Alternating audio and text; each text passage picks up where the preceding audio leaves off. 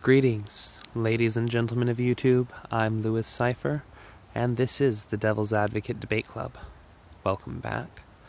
Today I'd like to talk to you about the meaning of life, and, well, any answer I can provide, or anyone can provide other than perhaps 42, is entirely subjective. I feel like I'm old enough to at least give my thoughts on the subject. Now, I would say that there is not necessarily consensus, but a certain percentage of people who feel that the meaning of life is to find happiness, lasting happiness. And I think that this is probably fair to say. The difference in ideologies comes from the methodology, or more, the difference comes in how to achieve this happiness. There are a few groups of people that go at it different ways. I think probably the two highest percentages of the population are those who try to achieve happiness through wealth and success. This has, I think, more to do with power than anything else, but I'm going to refer to them as those who seek money or who, try to achieve happiness through money. And then there are those who hold true to the old money cannot buy happiness and try to achieve happiness through, well, generally any other means, but this comes into a lot of drug culture as well as people who achieve happiness through friendship and other means. Both of these paths can lead to a certain amount of personal satisfaction, but for high percentages of people on both sides, they don't work out.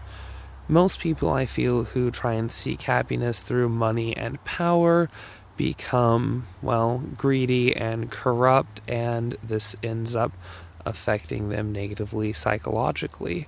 Most CEOs and, rich businessmen, when polled, aren't actually that happy. They have pretty high rates of depression.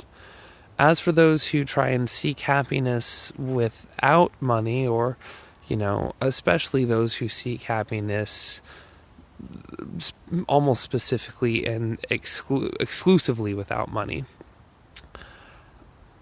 Not to say that they don't have jobs, but just people who are very, very much oriented on finding happiness through other means. Most of those people, in my experience, as having been one of those people for most of my life, don't plan for the future. And in the long run, if they're not careful and if they don't grow up, won't achieve happiness because, while they might have it in the short-term happiness can very, very easily lead to long-term depression. Especially when your life comes collapsing around you financially. And the friendships that you've made, to anyone in my audience who might be younger than me, just know that no matter how close you are with someone, you're never sure when you might lose them. And so, while it might sound like a fun idea to get your 3 best friends together and start a business straight out of high school or college, make sure that you keep some individual options on the plate. No matter how close you get to anyone else, never forget about yourself. And this brings me around to the other side. People who try to achieve happiness through wealth and power. Now, money doesn't buy happiness. I think it can help achieve happiness, and I'll talk more about that later.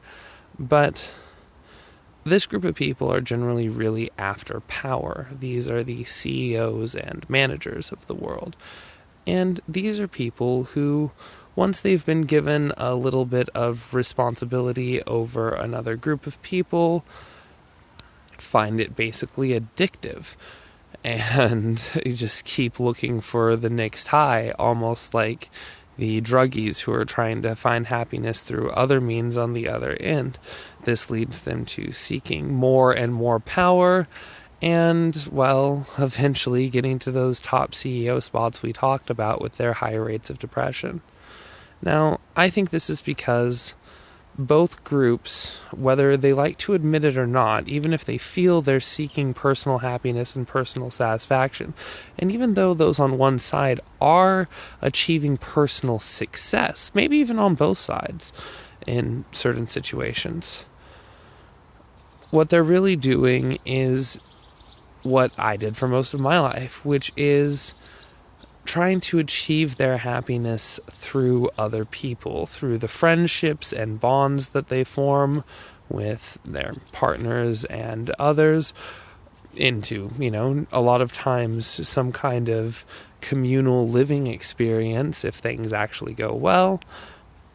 Or on the other side, people who have become so addicted to having power over other people that, well, when they're in their off hours and are basically to themselves or to their families, it's kind of a letdown, even if they're authoritarian in their day-to-day lives. And, well, a striking number of these men actually are into more submissive fantasies in the bedroom. It still just isn't the same as finding personal satisfaction and happiness. And I think the reason why both groups try to achieve happiness through others is because, well, humans are by nature group creatures, and I think most of us crave a certain degree of responsibility. This is when you hear parents talking about how until you have a child you won't understand, or when you hear the CEO of a company say that unless you've been in his position in charge of thousands of people's livelihoods, you wouldn't understand. Even if one is coming from the loving hearts of parents and the other is coming from the often greedy corporate hearts of CEOs, they come from, I believe, the same piece of the human heart, or maybe even the human soul, for those of you who go that way. I think that humans, for the most part, crave responsibility. And I think that this might even be a evolutionary or God-given trait to help us achieve, well, patience and some degree of success. This brings me back around to money as a linchpin for happiness, because money doesn't buy happiness.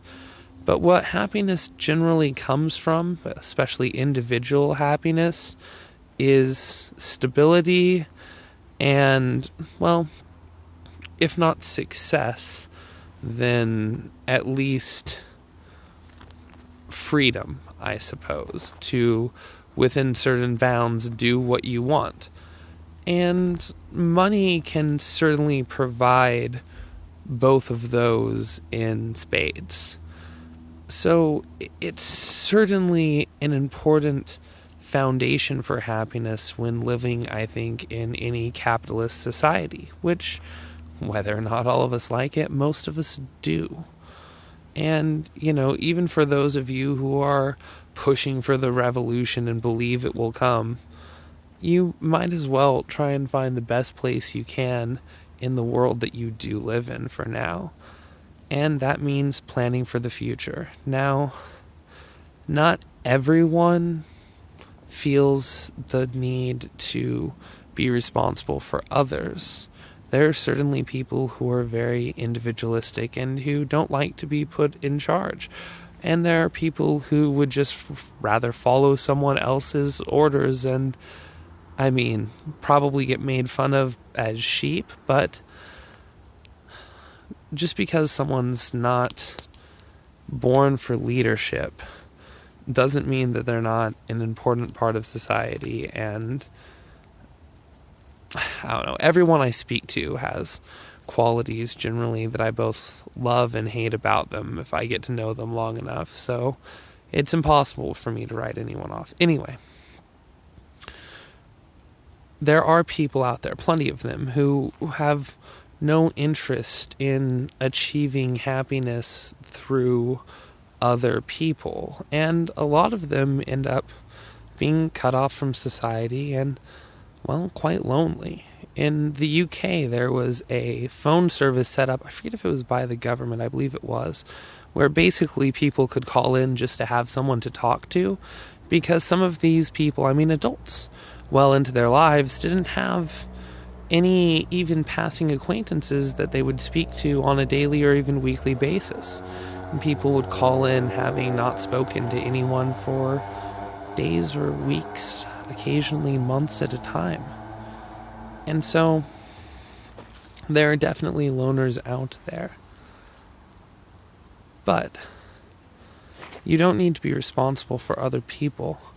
All you really need to be responsible for is you. And that means responsible for you in the long term. Responsible for, finding a path to happiness, and that includes stability. Now, don't worry, my adventurous souls. You can find stability while traveling the world or, exploring unknown places, but, that's gonna require some effort. It's gonna require some experience, and it's probably gonna require quite a bit of money. So, get a job, you young punk. Start saving up. Don't get that extra soda or extra burger or extra pack of cigarettes. You should be quitting anyway. And, start looking ahead to the future. Because those who have personal responsibility and responsibility for perhaps their cared ones, if they're lucky enough, and who can afford to do so, people like my father, who I've learned, despite our differences in the past, to respect very, very much throughout the past several years. Those people can tell you where happiness comes from, and that if that's not the meaning of life, it's close enough for them. And if you want a realistic chance at being one of these people, however old you are, it's probably not too late to start. Start looking for stability for yourself. If you find yourself putting yourself in situations where you rely on others or define yourself off of the happiness of others, take a step back and make absolutely sure that it's something that you want to do. Because, risks can definitely have rewards. And I'm not saying that you and your friends shouldn't start that business out of high school or write that comic book. But whatever you do, make sure that whether or not you put yourself first, you don't forget yourself. Because in the end, if there is any objective meaning to life for each and every one of us, it couldn't possibly be expressed through others. We have to find it for ourselves. But hey, that's just one man's opinion. Anyway, I know this probably isn't the answer most of you are looking for, and the rest of you are like, duh. But, I felt it was time to take a swing at the subject. So let me know what you think in the comments below. What do you think is the meaning of life? What do you think of my version of the meaning of life? And what do you think of my channel? If you like it, like and subscribe. But, well, mostly just thanks for watching. I'm your host, Cipher, and this has been the Devil's Advocate Debate Club.